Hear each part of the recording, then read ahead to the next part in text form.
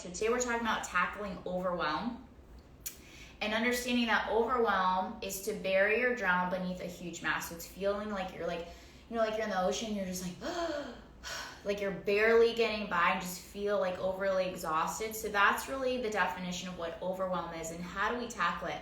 How do we really gain energy in times where we're feeling like overwhelmed and we're just barely like making it through? How do we like feel like we can start sprinting through?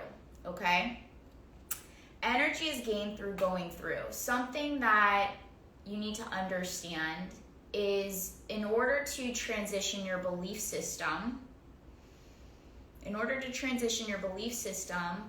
you have to give yourself an opportunity to create new experiences that will transition your beliefs, because beliefs are just statements that are repeated over and over and over again, and we claim them as truth. And if you understand belief and truth are not the same, belief is just programming, then it's a lot easier to give yourself permission to have a new experience, so you can actually see, like, wait a second, is this really true, or is this something that was just a belief based on an assumption? And knowledge stems from experiences. So you only know something based on an experience. Why is it that some people have experiences that are different from your own? It's because their belief systems are shifted. So if we're talking about tackling overwhelm, it's not that you're not capable of achieving massive things in your life or achieving whatever it is that your dreams are. It's just that you don't yet maybe have the right tools to help you overcome that stuff. So energy is gained through going through, and energy is taken from us when we're trying to reserve. One thing that I realize is, like, when we are feeling like tired, or that we're dragging our feet, or if that we're like kind of cruising through something and you're like, oh, I'm just so exhausted, I feel so overwhelmed, I feel this, like, I'll do it later because I don't have the energy for it. We actually drain ourselves even more. When you're feeling like, I'm not in the mood, or I'm too tired to tackle a project that you're procrastinating, because if we understand, if we're trying to tackle overwhelm today, and we're talking about overwhelm and transitioning our obstacle, which is overwhelm, into an opportunity to reclaim our power and to reclaim our energy, and to enhance the way that we're showing up in our life, then the only way out is through. And energy is taken from us when we try to reserve it. And these are facts. I learned this from just giving myself new opportunities, experiences, and the same thing with clients.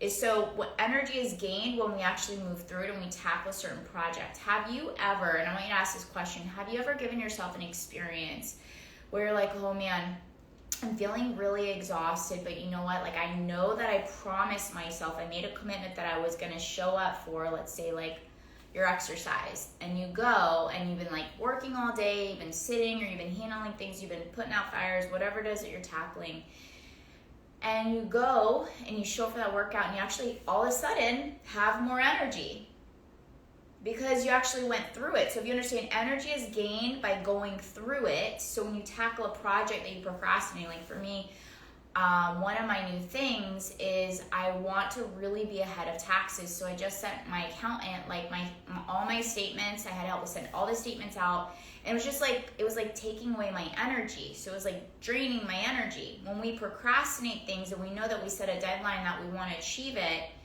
and we keep delaying it, it builds up to overwhelm. And then that takes away our energy. So when we actually give and we do it, we're like, okay, good, it's off the list, and it charges you. It's so interesting to understand overwhelm. And as you start to tackle things, and this is also being able to discern what's important and what's urgent. Important things are like the things that you're reaching for, your dreams, your goals, your visions, your aspirations in life.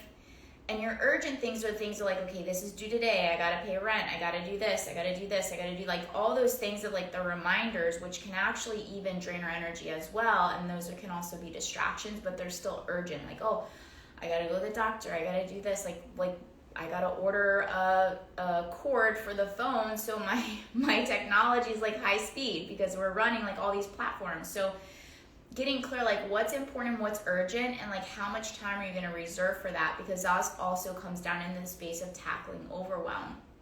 So really getting organized with your time and auditing your time, how much time you're going to spend for each thing that is important or versus urgent. And the urgent things, actually, something that might be important is actually cleaning up an environment, because it's going to impact your energy and how you're operating if we're talking about tackling overwhelm. I'm going to give an example. So I remember like 10 years ago, like in my 20s, my mid-20s, I was playing a game. Like, we used to play games, my friends and I would like play games to like decompress, like board games. We had like a bunch of games. And when I had like roommates, and we would play this one game, and I remember we were playing this game, and it was like cards, and I was like, it's like based on, it just kept going until like you finish cards. I don't know the name of it. I haven't played games in a while, but I remember playing cards, and like I had like this like solid ass card, and I was like, my mind was like, oh, you should save that card. Have you ever been in a space where like, oh, you should reserve this? So if we're talking about energy reserve, this game is the exact analogy. So I'm like, oh, I should reserve this card because it's a really good card, and like I want to like win the game. So I was like, but then the other part of me is like, you know what? I'm just gonna put this card down because it's the only card where I don't have to pick up another card and I can freaking get closer to winning. So I put the card down and all these shitty cards, all these poopy cards, and then like I pulled a card for whatever reason, and I got a really another amazing card. And my mind was like, oh, you should reserve that card because you got like all these other cards, and like you want to like pace yourself. And then the other part of my extremist brain was like, put the card down, and like it's your best card, like go all in, give your best, give it all, no reserve. And I was like, you know what? If it's a game and my mind says don't reserve, let me give myself a new experience and go against a past belief system of reserving, going in reserve, and let me put my best card down. You know, let me get my best card down. Put the best card down. I just kept that mentality, and clearly I created, it's called a cellular impression. So when you're shape-shifting belief systems, and you're giving yourself an opportunity to have a new experience, to challenge old programming, you create a new cellular impression that's locked in and now called a memory, cellular memory. Does that make sense? And in order to create cellular memory release, there's a whole bunch of other different tools and strategies and techniques, which we're not going to get into today because I want to stay focused on this, but we're talking about overwhelm and tackling overwhelm. Understand energy is gained by going through it and getting off of reserve mode and be like, okay, I committed to this, I'm going to do it, and I'm going to put my best foot forward, and I'm going to see what happens.